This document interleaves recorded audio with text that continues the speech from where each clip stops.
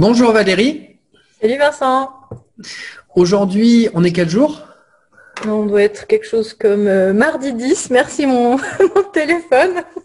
Mardi 10 novembre effectivement 2020 et donc on fait ton interview qui est la numéro 75 donc après ce Tour de France, ton interview concernant les banques en ligne, donc ce qu'on appelle également la multibancarisation. Alors dans cette interview, finalement, je pense qu'on va t'en faire deux.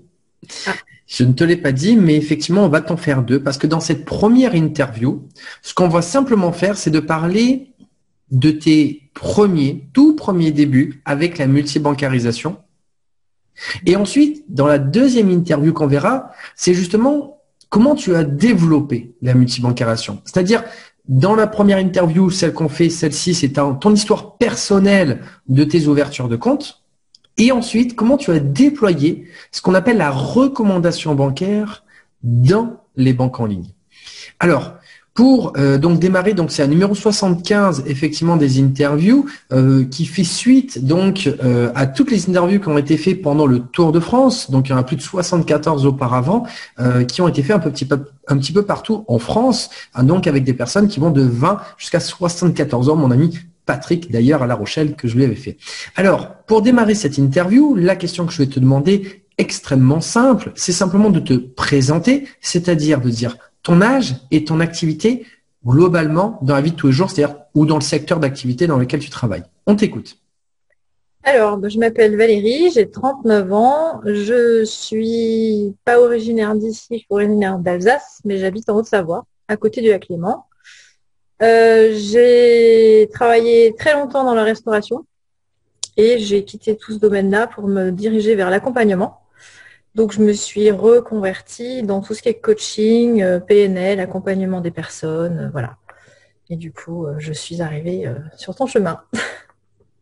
D'accord. Donc, en deux mots, tu étais dans la restauration auparavant et tu es parti dans le secteur du coaching, de l'accompagnement, comme on dit en français, ensuite. Ok.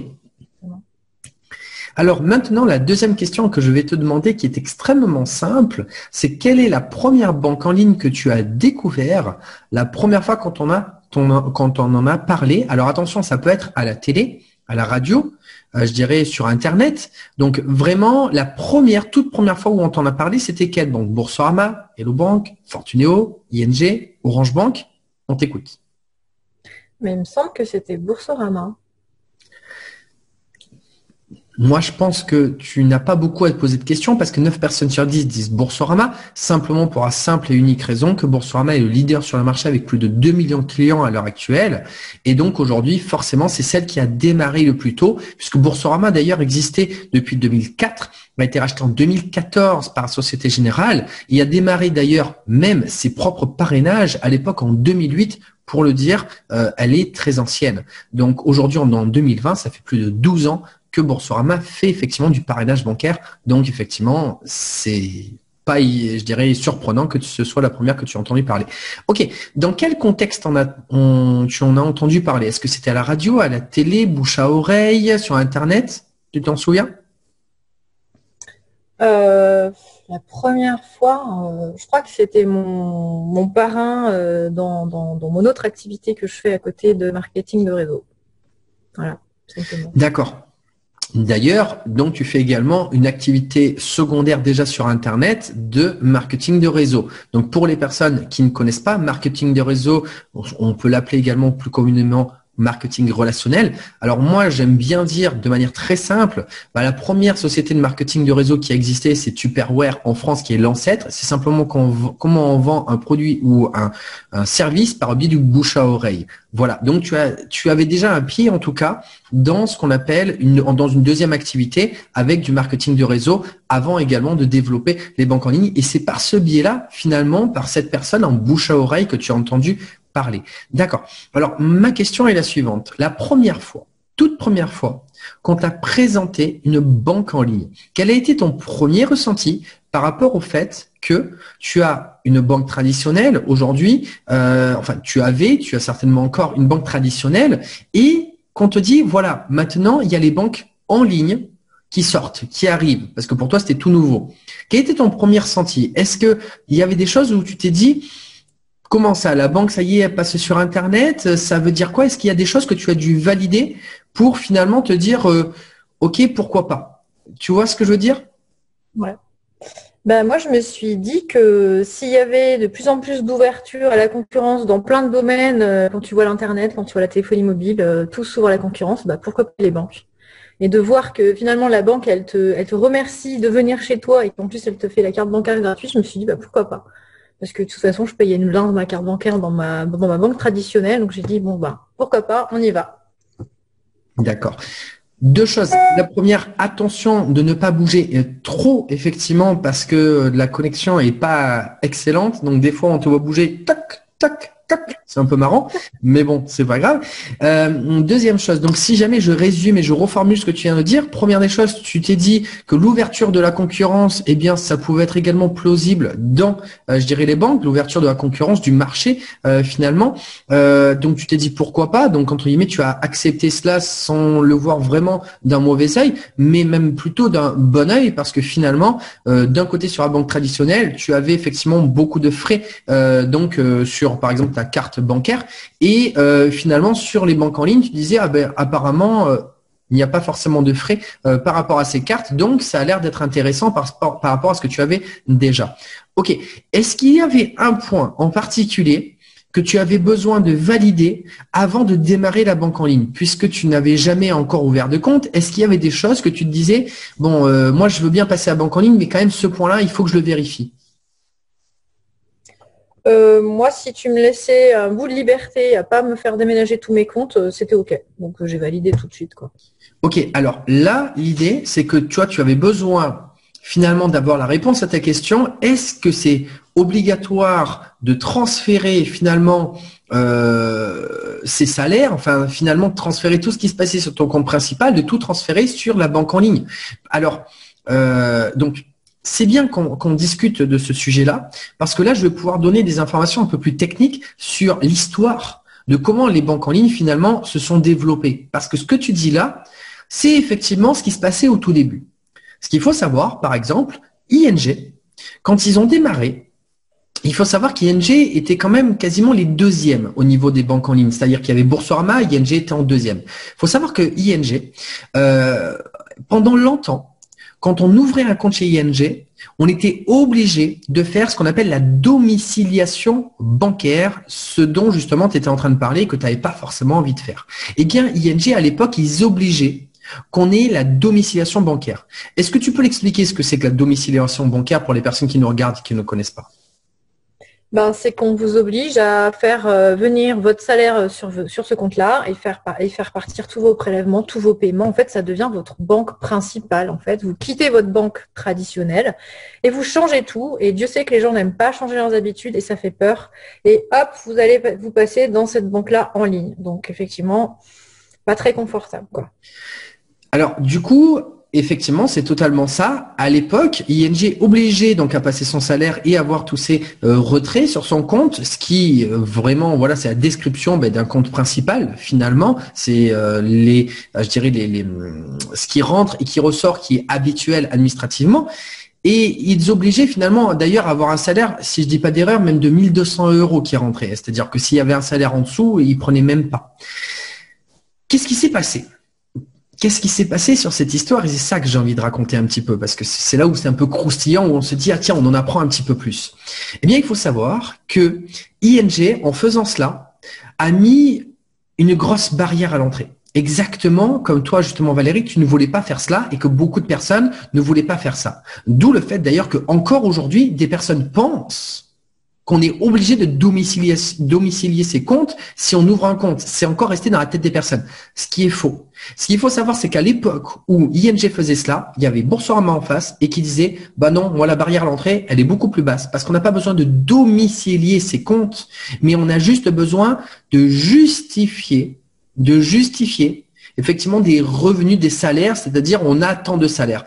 Pour avoir par exemple une carte bancaire, on va dire, allez, Gold, il fallait donc chez ING, à cette époque-là, je crois, alors si je dis pas d'erreur, mais qu'il fallait qu'on justifie pas qu'on justifie, mais qu'on domicile le salaire et qu'il y ait au moins 1200 euros, c'est-à-dire qu'on fasse tout ce qu'on a dit, les rentrées et les dépenses qui passent par ce compte-là. Alors que chez, effectivement, Boursorama, donc il y avait peut-être 1800 euros, mais on devait que justifier. Donc, on n'avait pas besoin de faire tous les entrées et les sorties de chez Boursorama. Juste, ça veut dire quoi la différence? C'est que dans un, on va officiellement transférer tous ces transferts d'argent, finalement, entrées et sorties. Et dans l'autre, on va juste donner des fiches de paye pour montrer qu'on a tant à la fin du mois en salaire. Un point, c'est tout. Ce qui forcément a été beaucoup plus simple d'ouvrir chez Boursorama, ce qui leur a permis également de prendre beaucoup d'avantages parce que ING a fait cette politique de domiciliation bancaire pendant quelques années, ce qui a bloqué beaucoup de personnes et les personnes sont parties chez Boursorama. Donc, ce que tu dis là, ça a changé puisque depuis également, alors déjà, bon, Boursorama ne le proposait, ne faisait pas de domiciliation bancaire, mais après, ING a revu sa stratégie et repartir à la baisse comme Boursorama en disant ok, c'est bon. Maintenant, il faut juste justifier le salaire. Et encore aujourd'hui, on n'a même plus, entre guillemets, besoin d'avoir d'ailleurs aussi un minimum de salaire. On peut ouvrir un compte bancaire chez ING. Juste, effectivement, il faut dire si on gagne que 200 euros par mois, ben c'est pas grave, on gagne que 200 euros par mois, mais il faut donner ce qu'on appelle l'avis d'imposition. En tout cas, c'est ce qui passe le plus facilement au-delà des bulletins de salaire parce qu'il faut quand même les préparer, etc. Mais l'avis d'imposition, même si on gagne que 200 euros, c'est pas grave. 200 euros, ça suffit. 100 euros, ça passe aussi. Ce que je veux dire, c'est qu'aujourd'hui, on doit juste donner effectivement comme quand on justifie qu'on gagne au moins quelque chose. Et encore, même si on gagne pas quelque chose en tant qu'étudiant, je pense aussi que c'est possible chez ING, même si aujourd'hui, on n'a même pas, je dirais, de revenus par rapport à cela. Donc, aujourd'hui, ce qui te faisait peur n'est plus. Mais maintenant, moi, ce que j'aimerais que tu dises pour les personnes qui regardent cette vidéo, c'est tu as ouvert tes comptes aujourd'hui. Toi, ta propre expérience. Qu'est-ce qui s'est passé quand vraiment tu as ouvert les comptes? Est-ce que justement, bon, ben voilà, tu t'es rendu compte que c'était bon? Et qu'est-ce que tu en as pensé après par rapport à ça, que tu as débloqué finalement ce blocage? Alors moi, j'ai pas ouvert tous mes comptes en même temps. J'ai ouvert mes comptes Boursorama et Hello Bank il y a 1 an à peu près. Et j'ai gagné un confort absolument génial parce que c'est tout sur ton application mobile, tu fais tout seul, tu es autonome. Ta carte bancaire, elle arrive, tu as ton petit machin pour voir tes petits numéros, là, ça c'est pratique aussi, tes petits ton petit mémo, là, voilà, ça, c'est vachement pratique. Et tu gères tout seul. Et moi j'ai gagné en confort de gestion de mon budget. Parce que par exemple, Boursorama, j'ai mis tout ce qui était carburant. C'est la carte Boursorama qui paye le carburant. Les courses, c'est la carte et le banque. Et le reste, voilà. Après, c'est beaucoup plus simple pour nous de gérer comme ça. Et on s'y retrouve mieux, en fait. C'est contradictoire, mais à avoir plusieurs banques, on s'y retrouve mieux. Et aujourd'hui, je suis à même pas un cheveu de lâcher ma banque traditionnelle. Mais franchement, je suis à un cheveu. Et ça va se faire. Ça va se faire parce que le rapport entre les services que tu as et ce qu'on te demande encore dans ta banque traditionnelle, franchement, c'est un peu, c'est lourd, quoi. Quand on est habitué à avoir cette légèreté, cette facilité dans les banques en ligne, tu te dis, franchement, ma banque là-bas, on s'en fiche, quoi. En plus, dans les banques tradis, le problème, c'est que ton conseiller, il va changer tous les 4 matins. Déjà, tu vas 1 fois par an chez ton banquier, et encore, ce sera pour chercher un chéquier ou pour commander un chéquier justement quand tu as encore besoin d'en avoir un. Et puis ton conseiller, tu vas le voir quand? Quand tu vas ouvrir ton compte. Et puis éventuellement quand tu vas avoir besoin d'ouvrir un compte aux enfants. Et encore, ça se fait encore en ligne. Mais c'est ça qui est pénible dans les banques tradis, c'est d'avoir un conseiller qui change tout le temps, quoi. Donc t'as plus de conseiller à toi. Tu deviens un numéro finalement. Et quand tu arrives chez Bourso, chez Hello Bank, allô, ils ont déjà ton dossier, ils ont accès à tout en fait. C'est comme si c'était ton conseiller. Tu peux appeler 10 fois, tu auras 10 fois une personne différente, mais l'information sera passée pour tout le monde. Ça dira pas oui, mon collègue est pas là, le mercredi il est en congé, comme c'est tout le temps le cas dans les banques traditionnelles. Voilà. Okay. Franchement, c'est la simplicité, quoi. Je vais essayer de reformuler un petit peu ce que tu as dit, comme il y a beaucoup d'informations. Alors, ce qui est intéressant finalement, ce que je peux entendre par rapport à ton expérience, c'est l'accessibilité à l'information pratique et rapide à partir des applications, donc sur les banques en ligne. Également le côté pragmatique, efficace des banques en ligne. Quand on a une action à faire, elle est beaucoup plus rapide et efficace à mettre en place. Donc ce côté, cette simplicité. De l'autre côté, finalement, le fait d'ouvrir plusieurs banques en ligne, tu avais déjà testé avec Boursorama et Hellobank il y a déjà 1 an de ça, donc tu as pu développer certainement également justement mais cette organisation, cette gestion des comptes grâce aux banques en ligne, en scindant finalement chaque budget en fonction de chaque banque. Et de l'autre côté, à l'inverse, ce que tu peux dire par rapport aux banques traditionnelles maintenant, avec ton recul sur la situation des avantages que tu as dans les banques en ligne, tu te rends compte que les banques traditionnelles sont lourdes dans le sens où, eh bien, pour accéder effectivement à un conseiller, comme tu dis, c'est pas forcément simple puisqu'on va te rediriger vers une autre personne parce qu'ils sont pas forcément disponibles. Donc là, on revient sur l'accessibilité. De l'autre côté, il y a également un souci où finalement, ce qu'on vient chercher dans une banque traditionnelle, c'est comme tu viens de le dire, un lien personnalisé et je dirais humain avec une personne. Alors que finalement, maintenant, toi, avec ton expérience, et ce que je valide totalement personnellement par rapport à tout ce que tu viens de dire, mais alors ça plus que jamais, puisque j'ai une expérience similaire personnellement par rapport à cela, c'est que finalement, les conseillers changent. Moi, il a changé au bout de 2 ans, après au bout d'1 an, après au bout de 6 mois. Donc, le turnover a été de plus en plus rapide. Et effectivement, comme tu l'as dit, la personne qui arrive, ce qui est vraiment triste, et moi je le dis par rapport à ma propre expérience, en espérant que tous les banquiers, je dirais, ne sont pas comme ça, mais en même temps ils sont poussés à ça, il faut le dire, c'est que quand ils arrivent, la seule chose qu'ils essayent de faire, c'est de refaire, entre guillemets, le point sur le portefeuille client de la personne pour voir s'ils peuvent nous placer des produits supplémentaires. Et quand ils viennent nous revoir, bon, on fait le point avec vous, bon, mais il faut peut-être que vous ayez prendre ça, ça et ça, en plus. Donc au final, on a l'impression, et ça, c'est vraiment pas agréable, que notre banquier est un commercial qui va être payé effectivement à la commission au nombre de produits qu'il va nous placer. Et c'est pas, je dirais, une fantaisie, c'est totalement une réalité puisque c'est la réalité du terrain. En ayant moi-même discuté avec des banquiers, c'est ce qu'on leur demande. Ce qui est un petit peu triste et malheureux, d'où le fait qu'on en revient à être un chiffre et ce n'est pas du tout personnalisé au niveau de ce lien puisque en plus eh ben, ils ont un gros nombre aussi de personnes au niveau du portefeuille client à vite remettre à jour dès le départ et que finalement après il n'y a pas ce lien qui va se créer parce qu'en plus il y a un turnover rapide. Donc sur les banques en ligne, oui c'est un fait, on le sait dès le départ qu'on n'a pas une personne effectivement qui va s'occuper de nous, mais on a, comme tu le dis, un dossier où tout est écrit dessus et ils ont l'habitude de reprendre rapidement, ils sont flexibles par rapport à l'information parce qu'ils travaillent de cette manière. Alors qu'effectivement, un conseiller aujourd'hui qui a beaucoup de turnover, normalement, il était fait pour avoir une fidélité par rapport à une fidélisation par rapport à sa clientèle. Aujourd'hui, il n'est même plus capable de pouvoir le faire puisqu'on le change d'agence. Effectivement, c'est ce qui s'est passé. On change les conseillers d'agence en agence par rapport à tout cela. Donc, effectivement, je suis entièrement d'accord qu'il y a une difficulté sur cette fidélisation qui n'est plus de la fidélité réellement dans les banques traditionnelles. Maintenant, j'aimerais te poser une question bonus supplémentaire. Après, il en restera une et puis on arrêtera parce que ça fera déjà beaucoup de questions pour cette interview. C'est, est-ce que toi, personnellement, tu as compris pourquoi les banques traditionnelles, finalement, restent lourdes dans toutes ces difficultés et même s'alourdissent dans ces difficultés-là et pourquoi les banques en ligne sont arrivées et ils sont beaucoup plus légères dans tout cela. Est-ce qu'il y a une corrélation entre le fait que les banques traditionnelles sont de plus en plus lourdes de cette gestion de toutes ces difficultés de procédures, etc.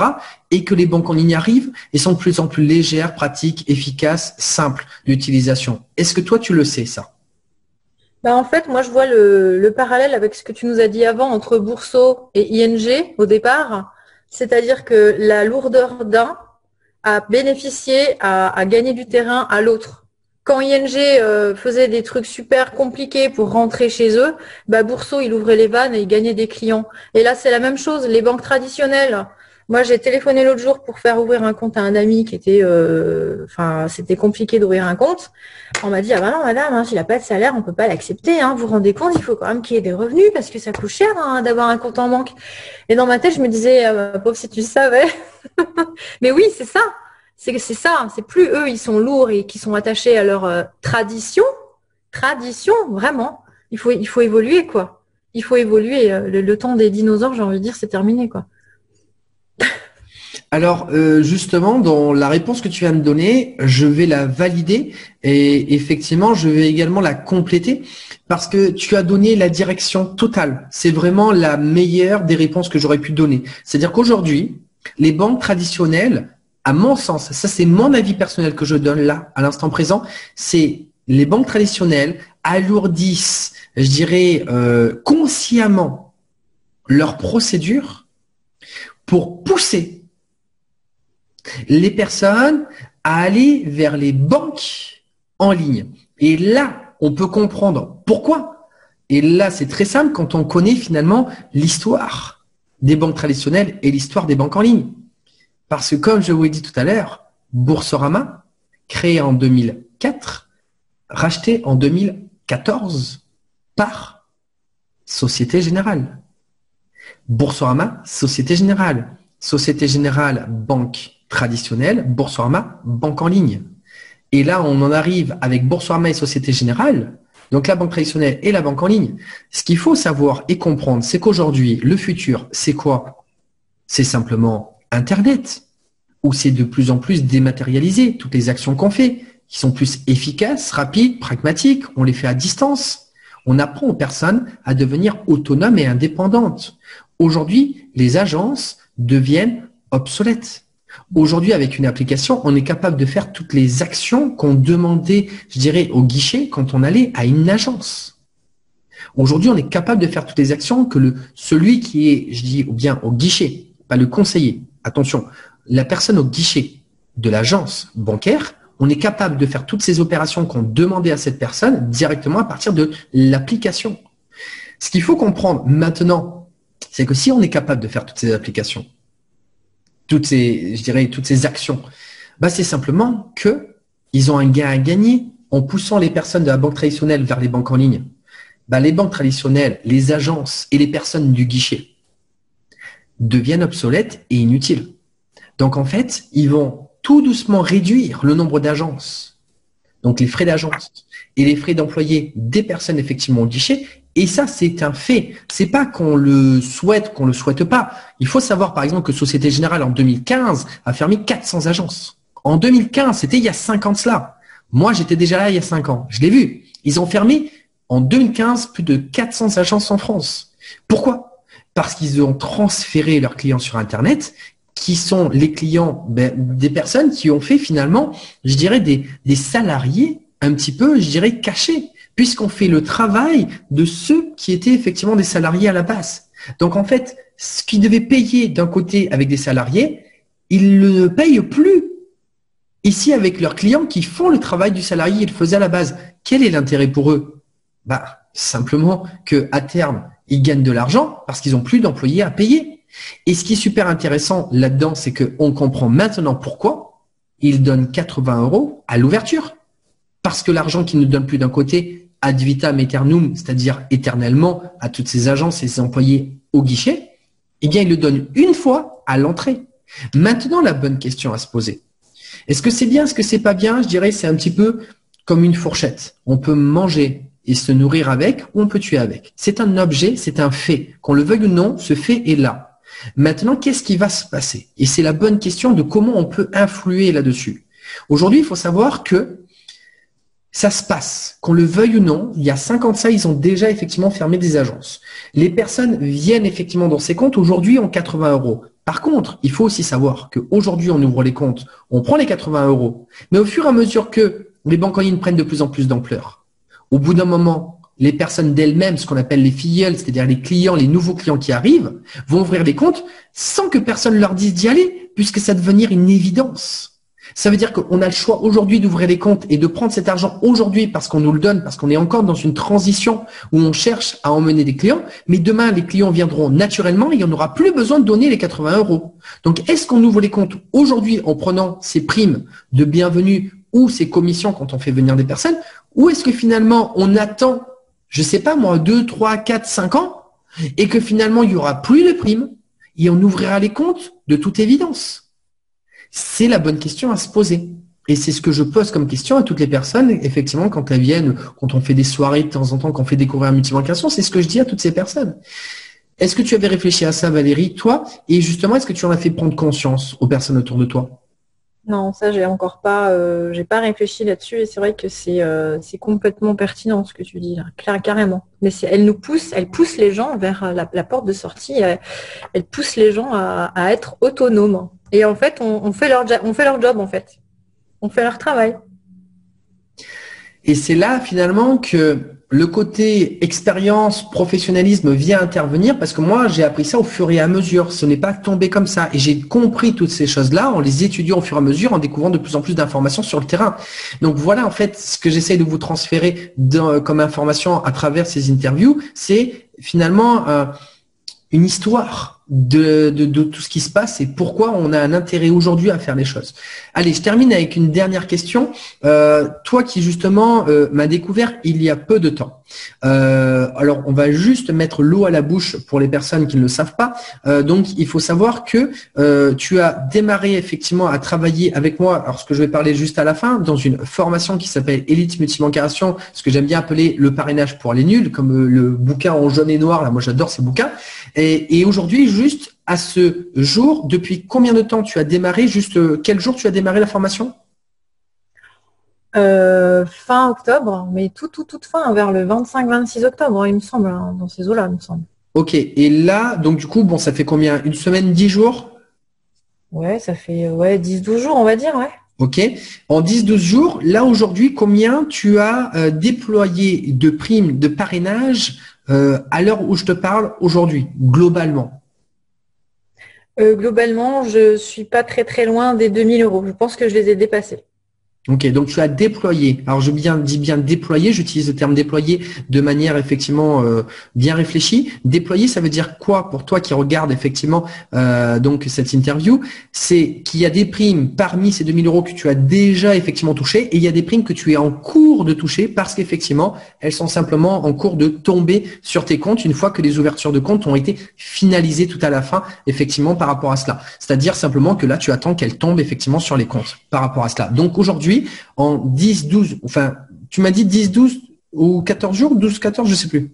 Ouais, en fait, en moins de 15 jours, quoi. Ok, on va lire. Grosso modo, en 2 semaines, tu as 2000 euros effectivement que tu as pu générer. Ok, on laisse le suspense par rapport à cela maintenant. Je vais te poser une dernière question. Depuis ces 2 semaines que tu as appris à me découvrir à travers ma formation et à travers effectivement les échanges qu'on a pu avoir, pour les personnes qui ne me connaissent pas, qu'est-ce que tu pourrais dire finalement avant, quand tu m'as découvert, qu'est-ce que tu pensais? Et justement, qu'est-ce que tu as découvert derrière? Qu'est-ce que tu peux dire aux personnes qui me connaissent pas pour, entre guillemets, les rassurer un petit peu, si jamais ils savent pas qui je suis et ils osent pas trop passer le pas pour travailler à mes côtés? Ben, je dirais que tu es quelqu'un, quand on apprend à te connaître, t'es le gars qu'on a envie de connaître et qui partage volontiers ce qu'il connaît, ce qu'il aime, qui en parle avec passion et qui transmet vraiment des trucs hyper forts et très c'est carré, c'est tout ce qui me manquait en fait. Et en fait, on n'a pas seulement la formation Elite Multibancarisation, on a le package Vincent et on a tout un gros, c'est un cadeau quoi en fait. Faites-vous ce cadeau-là. Si vous voulez développer cette activité-là, faites pas du freestyle parce que ça durera pas. Et un jour ou l'autre, si vous voulez le faire bien, faut le faire avec les meilleurs et faut le faire avec Vincent. C'est gentil. Merci effectivement pour ton retour. Alors maintenant, on va voir un petit peu plus développer justement la recommandation, c'est 2000 euros. On en parlera dans la deuxième interview, comme j'ai dit au tout début. Et justement, on va pouvoir, déjà, on va te laisser du suspense. C'est toi qui regardes effectivement cette interview et on va te laisser un peu languir de te dire, j'ai envie de voir la deuxième. Donc, on va terminer cette interview. Je vais également me présenter pour les personnes qui ne me connaissent pas. Et effectivement, parler rapidement quand même de ma formation si tu veux aller aussi, savoir où tu veux aller si tu veux te dépêcher finalement d'y aller rapidement. Donc pour ma part, je m'appelle Vincent Tamitier, j'ai 35 ans, je suis originaire de Bordeaux à la base, mais je suis également à Cracovie en Pologne depuis plus de 5 ans et demi à l'heure actuelle. Aujourd'hui, dans le monde de la multibancarisation, alors je considère entre guillemets que je suis le numéro 1 français parce que je ne connais pas à ce jour des personnes qui ont plus de primes, plus de, je dirais plus de primes de parrainage, de retour de résultats de primes de parrainage avec l'ensemble des banques, Boursorama, le Banque Fortunéo, ING, Orange Bank, Société Générale et encore d'autres banques d'ailleurs que j'ai fait auparavant. Aujourd'hui, je suis à 85 500 euros de primes de parrainage dans les banques en ligne. J'ai également fait ce matin même effectivement le retour de combien j'ai fait générer, globalement aux filleuls que j'ai, je dirais, ouvert leur compte, les filleuls directs, j'ai fait 62 200 € que j'ai fait gagner. J'ai calculé l'ensemble, on est à 147 000. Donc, je suis à 3 000 € de toucher, de dire que j'ai permis de générer, je parle bien en direct, les 150 000 € à moi tout seul avec les personnes que j'ai eu toujours à ouvrir les comptes en direct. Et également, j'ai accompagné plus de 170 personnes à faire les 500 € par mois avec la multibancarisation, avec ma première formation des CAPS, des CAPS qui était déjà en 2018, donc il y a 2 ans et demi. Et donc, aujourd'hui, avec ces élèves, avec mes filleuls qui ont également eu des filleuls, et depuis du coup le jour où j'ai pris la décision donc de mettre en place la multibancarisation de manière sérieuse et carrée, j'ai permis de sortir des banques en ligne 1 million d'euros de primes de parrainage bancaire. Donc effectivement, c'est ce que j'ai fait dans ce secteur-là à aujourd'hui. J'ai également fait 3 tours de France, dont 2 tours de France où j'ai fait des présentations publiques un petit peu partout en France, dans les grandes villes en France. Je ne vais pas les citer, sinon il y en a beaucoup. Le 3e tour de France, comme je l'ai dit au début de cette vidéo, en fait, je suis parti faire le tour de la France, à faire des interviews. Donc, j'en ai fait exactement 72 pour justement montrer que la multibancarisation, eh bien, elle est de 20 à 74 ans. En fait, elle est pour tout le monde, pour tous les âges, pour tous les secteurs, je dirais, d'activités différents, pour que ce soit une personne qui soit chef d'entreprise ou une personne, je dirais, qui commence tout juste dans l'activité professionnelle, je dirais, traditionnelle. C'est-à-dire que tout le monde peut le faire, que d'ailleurs, c'est aussi net d'impôt, mais bref, pour montrer que la multibancarisation, elle existe, elle est là. Elle est là d'ailleurs depuis, il y a des personnes qui ouvraient les comptes quand je faisais une interview. Il y en a, ça faisait plus de 5 ans, même plus âgés que moi, qu'ils avaient ouvert les comptes pour montrer le retour d'expérience, comme on l'a fait justement aujourd'hui dans cette interview avec Valérie. Bref, voilà. Maintenant, si tu veux ouvrir des comptes et que tu as apprécié cette interview, première des choses, que tu connaisses Valérie ou pas, mais en tout cas que ça t'a fait comprendre que tu avais envie d'ouvrir les comptes, tu cliques en haut ou en bas sur le lien effectivement de contact de Valérie pour ouvrir des comptes avec elle, parce qu'aujourd'hui, c'est elle qui ouvre le compte, parce que c'est elle l'experte à qui j'ai transmis effectivement mon savoir pour faire les choses de manière carrée et sérieuse. Et je pense que il n'y a pas grand-chose à dire, ces résultats parlent d'eux-mêmes par rapport à cela. Donc, à toi de te dépêcher et te bouger les fesses à ouvrir les comptes avec Valérie. Première des choses. Maintenant, deuxième des choses, si tu souhaites faire de la recommandation, comme l'a dit Valérie, effectivement, tu peux te former sur effectivement la formation. La formation, il y a 2, je dirais, produits. Le premier produit ce qu'on appelle un produit d'appel, c'est-à-dire un petit produit pour démarrer qui est à 77 €, qui est l'e-book, qui va te permettre d'avoir avec des vidéos, je vais t'expliquer comment débloquer tes blocages, je dirais, qui vont te bloquer au démarrage, comment faire des parrainages, mais surtout comment ne pas courir après les personnes, mais comment les faire venir à toi de manière agréable et sympathique. Et là, à partir de cet e-book, tu vas surtout te rendre compte qu'il y a plein de choses à découvrir sympathiques, qu'on peut gagner également beaucoup plus.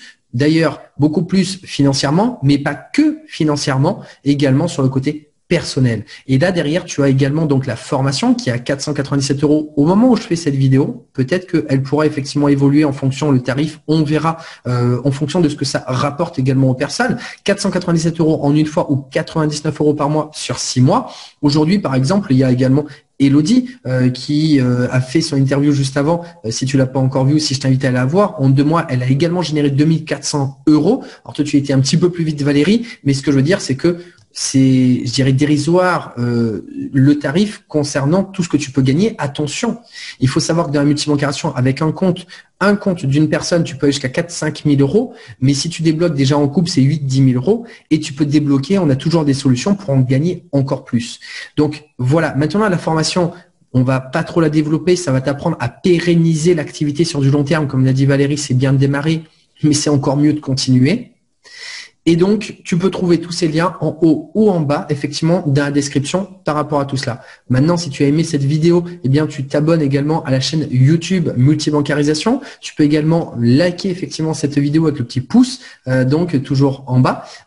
Et tu peux également commenter cette vidéo pour dire ce que tu as aimé dans cette vidéo, nous rajouter des informations supplémentaires, pourquoi pas, qu'on a peut-être pas su dedans. C'est toujours bien d'échanger tous les uns avec les autres.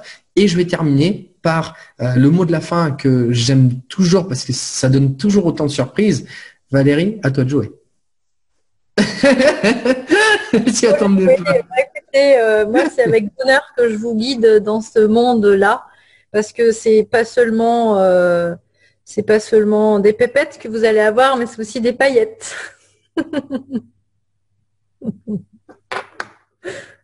Super.